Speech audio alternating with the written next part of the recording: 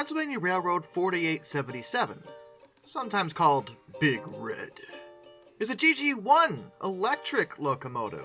The GG1s are one of the most successful types of electric locomotives in the history of the United States. Between 1934 and 1943, 139 of these locomotives were built by General Electric, as well as the Pennsylvania Railroad's own Altoona Works. They would enter service in 1935, and would remain in revenue service until 1983. They were 79 feet 6 inches long and weighed 475,000 pounds. They ran off pantograph lines using an alternating current.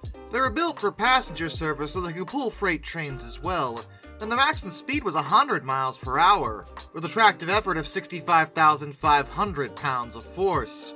They were impressive beasts, and multiple are in preservation, including 4877. Now, I've talked a lot about locomotives that have wound up in preservation, but I've mostly focused so far on steam locomotives. So when someone decided to ask me to talk about an electric locomotive, which also happens to be one of my favorite types of locomotive, I was like, oh, okie dokie. 4877 was built in January of 1939, and she was one of the ones built at Altoona Works. She served with the railroad faithfully right up until they would merge with New York Central to become Penn Central, which was a complete disaster. She would be transferred again, but not to Amtrak for passenger service. She wound up with Conrail in 1976. She was used sparingly by them, but only where she could, because there were only so many places you could run her, since she required overhead lines, and a lot of the territory just didn't have them, or they needed to be refurbished and Conrail couldn't afford it. Eventually, 13 of the GG1s, including 4877, were loaned to the New Jersey Department of Transportation in the 1980s for them to use in what would eventually be known as New Jersey Transit on the North Jersey coastline route. She'd be repainted from the solid black paint scheme that was used for both Penn Central and Conrail in 1981. And J. did enjoy using the GG1s, but by that time, they were just so old. It was difficult to get parts, it was difficult to fix them, and there were other examples of modern electric locomotives that offered better performance and better reliability, as well as cheaper operating costs. It was easier to get modern parts for them. Before that happened, 4877 would wind up starring in a movie. Well, not a movie, exactly. It was a documentary. And I don't mean this one. I mean an actual one that they made.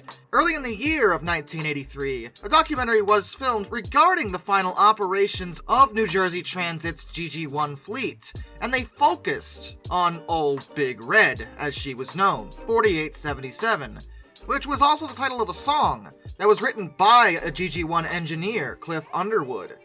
And that was also featured, though I can't play it for you because I am terrified of copyright strikes. Though I believe the film itself is on YouTube, so you can go hear it there. I'll leave a link in the description for you. The documentary focused on the engine change at South Amboy, New Jersey, and actually features many onboard views, and it would be released a year later, after the GG1 was finally retired from service on October 29th, 1983. But fortunately for 4877, she was not sent for scrap. New Jersey Transit opted to donate her to the United Railroad Historical Society of New Jersey in 1991, but they would wind up keeping her in storage for about 20 years, until 2011, when they managed to cosmetically restore her, but not to her old Big Red look. They decided to paint her in the old-school Brunswick green, which is more historically accurate to how she would have looked under Pennsylvania Railroad.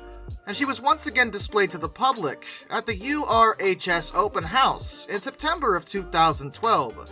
She currently lives at Boonton Yard, where she is visible from the street, but she isn't regularly accessible to the public. Right now, she sits in a collection of equipment which is supposed to be part of what will become the New Jersey Transportation Heritage Center. But as of the making of this video, that hasn't happened yet. Still, the organization is doing solid work in making sure these historical things don't just get thrown away. They have a lot of stuff in the collection, and I look forward to the day where they're actually able to put them all in a museum setting. But I bet you're all wondering, hey, cosmetic restoration, what about a full restoration? What if we run? old Big Red again. Yeah, see, that's probably never gonna happen. I'm usually on board with putting a decent locomotive back into operation. I'd love to see a GG1 run again, but it's hideously unlikely. There's a few problems when it comes to running a GG1. For one thing, unlike a steam locomotive or a diesel for that matter, there's only a few places you can actually run a GG1 because they need the pantograph lines. That is literally a major component of that.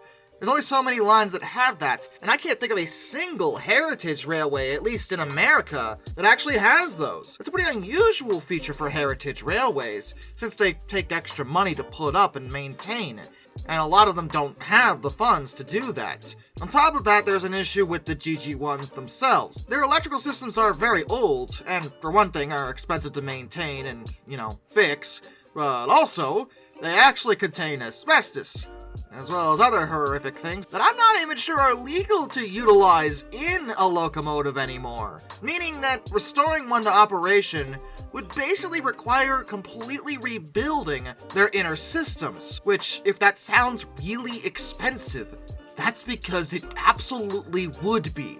So, I just don't think that a GG1 will likely ever run again, but the cosmetic restoration has made 4877 look absolutely gorgeous, so I definitely think she's in good hands either way, and will be safe for display purposes, hopefully soon in an actual museum setting.